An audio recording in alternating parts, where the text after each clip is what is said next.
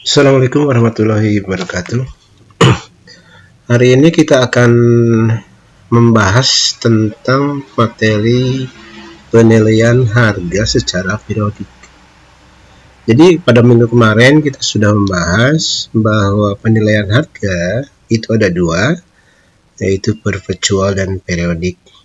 Kalau kita lihat secara teorinya, perpetual itu lebih berfokus pada harga jual atau HPP, di mana pada perpetual setiap transaksi yang berhubungan dengan persediaan barang dagangan itu harus dihitung harga pokoknya seperti ini ya. Oleh sebab itu maka setiap saat pada perpetual itu harus dihitung harga jualnya. Nah, pada periodik tidak ada penghitungan harga pokok pada setiap transaksi, tapi harga pokok penjualan atau harga jual akan dihitung pada akhir. Jadi pada dasarnya pada periodik kita berfokusnya pada persediaan akhir. Jadi persediaan akhir sisanya berapa, itu yang dihitung harga per unitnya. Oke, kita lihat sekarang metode periodik. Nah, ini adalah materinya sama dengan yang kita sudah bahas kemarin. Ada transaksi, ada saldo awal, tanggal 1, tanggal 5, tanggal 10, tanggal 12, tanggal 15 ada pembelian, 20, tanggal 25, dan tanggal 30. Supaya gampang untuk periodik, saya akan memisahkan antara barang yang siap dijual, ini, yaitu terdiri dari saldo awal dan pembelian, dengan penjualan, ya. Jadi ini penjualannya, supaya nanti mudah untuk menghitungnya. Nah, kita sudah bahas tadi bahwa periodik itu fokusnya adalah saldo akhir. Bagaimana cara menentukan saldo akhir? Rumusnya sudah saya berikan kemarin, bahwa saldo akhir atau persediaan akhir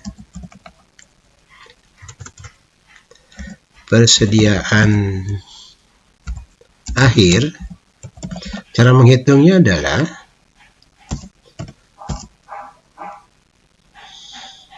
persediaan awal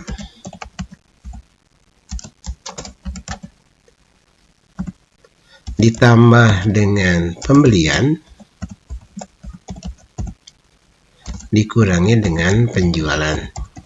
Ini adalah rumus untuk menghitung kuantitasnya. Ya. Artinya kalau kita lihat transaksinya di sini yang sudah saya pisahkan, ini barang yang siap dijual, persediaan awal dan pembelian, ini penjualannya. Jadi kalau Anda ingin menghitung berapa sih sebenarnya persediaan akhir atau yang tersisa di gudang, itu adalah 100 dikurangi 70, yaitu sama dengan 30. 30 unit, jadi jumlah unit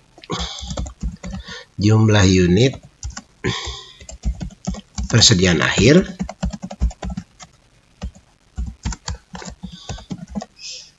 itu sama dengan 100 dikurangi 70 atau sama dengan 30 unit. Nah, 30 unit ini kita masih tentukan berapa sih 30 unit ini harga per unitnya, atau berapa nilai dari persediaan akhirnya. Kita akan masukkan dulu ininya, penjualan. Sudah ada di sini penjualannya. Penjualan ini, ya. Ini sama saja ininya. Oke. Ini jumlahnya semuanya sama.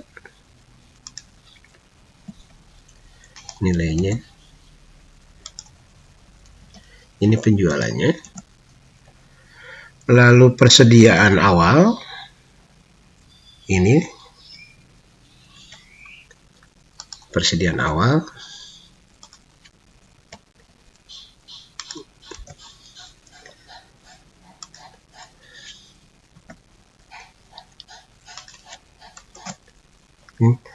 Nah, ini sekarang pembelian itu ini tambah ini ya.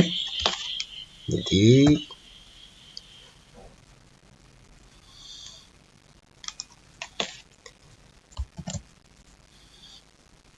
tambah pembelian tanggal 15 ditambah pembelian tanggal 20. Oke. 3.200.000.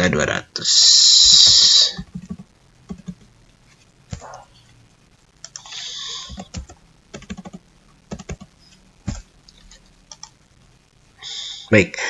Kalau sudah, sekarang kita menentukan berapa persediaan akhirnya. Kita sudah tahu bahwa persediaan akhir itu adalah 30 unit. Nilainya berapa? Sekarang kita mengenakan FIFO. Ingat, FIFO itu adalah first in, first out. Mana yang masuk terlebih dahulu, itu yang keluar. Maka untuk saldo persediaan akhir, tentu saja yang ada di gudang adalah sisa yang tidak terjual. Ya, sisa yang tidak terjual. Yang tidak terjual tentu saja yang tanggal 20 kan. Jadi pembelian 20 ini karena jumlahnya ini 30, berarti yang 20 ini semuanya belum kejual.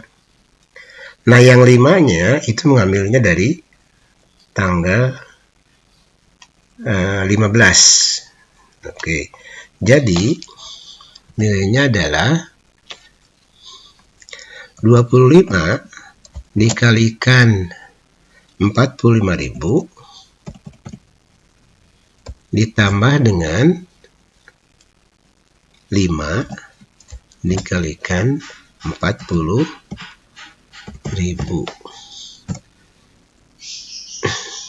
Nah, ini kalau misalnya kita menghitung secara FIFO.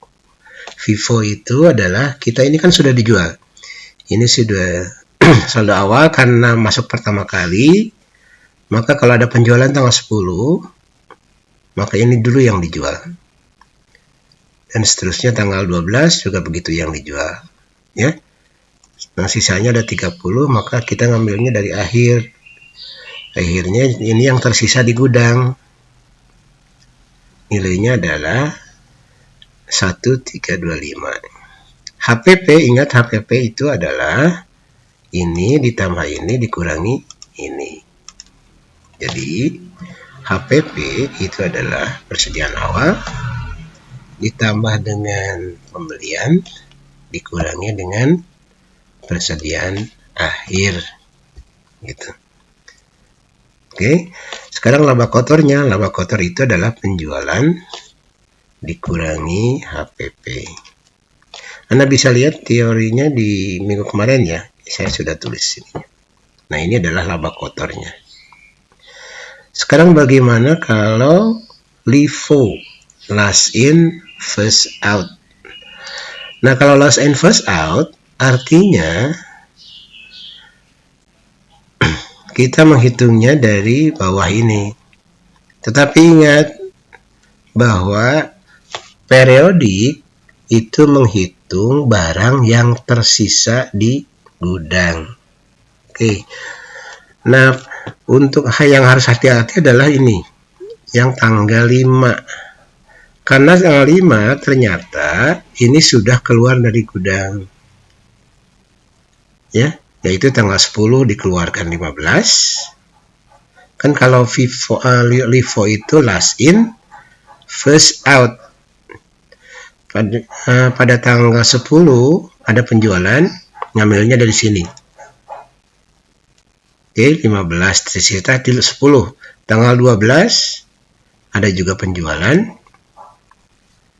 Ini dikeluarkan lagi. Oleh sebab itu, kalau misalnya 30 unit, pastilah asalnya dari saldo awal dengan pembelian tanggal 15. Karena yang pembelian tanggal 5 itu sudah habis pada tanggal 10 dan 12. Nah, jadi untuk menentukan harganya itu adalah 20 kali 25 ditambah 10 ya, 10 dikali 40.000. Ini yang tersisa di gudang ya, gitu ya. Karena barang yang tanggal 5 itu sebenarnya di gudang sudah tidak ada ya, makanya kita tidak bisa memasukkan secara LIFO karena barangnya sudah tidak ada. Yang ada di gudang adalah ini dan ini, last in first out. Nah, ini sisanya tinggal HPP-nya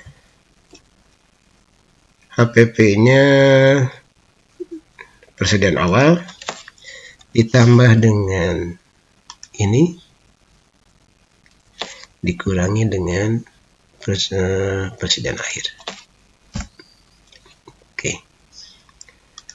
Lalu ini dikurangi ini.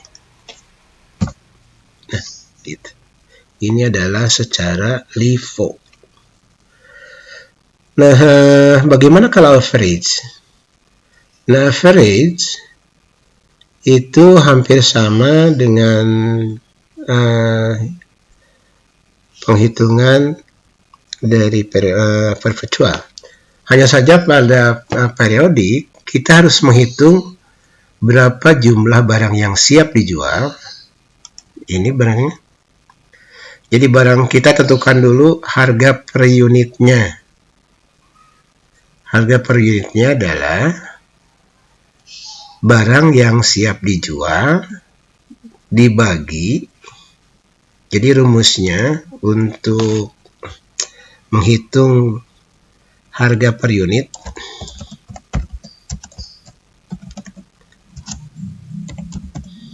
average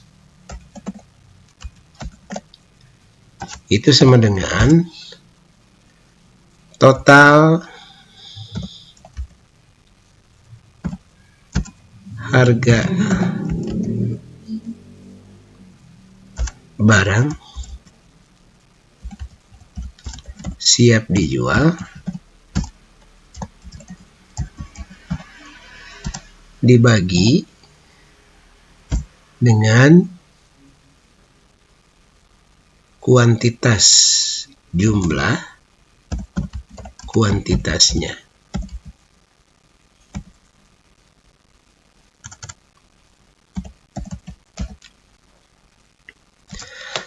Artinya harga per unit untuk average, harga per unit average-nya itu adalah 3.700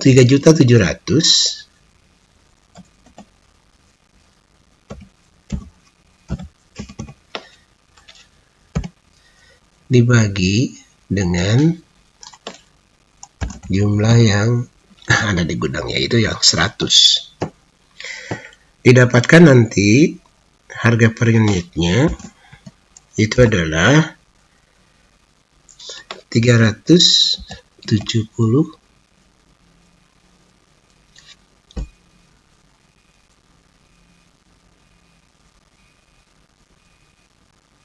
37.000.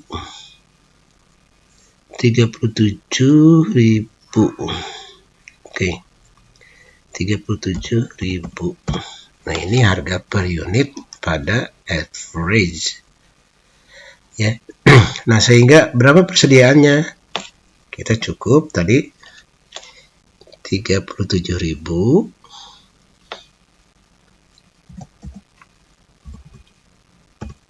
ini dikalikan dengan sisanya yaitu 30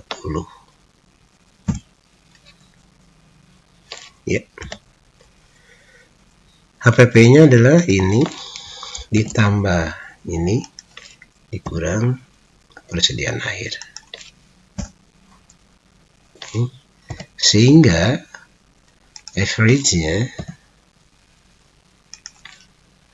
penjualan dikurangi HPP, itu laba kotor. Ini adalah jumlah dari kalau kita menghitung secara periodik, baik secara FIFO, LIFO, dan average. Demikian, mudah-mudahan bisa dimengerti walaupun singkat, tetapi Anda bisa pelajari berulang-ulang kalau memang tidak mengerti. Assalamualaikum warahmatullahi wabarakatuh.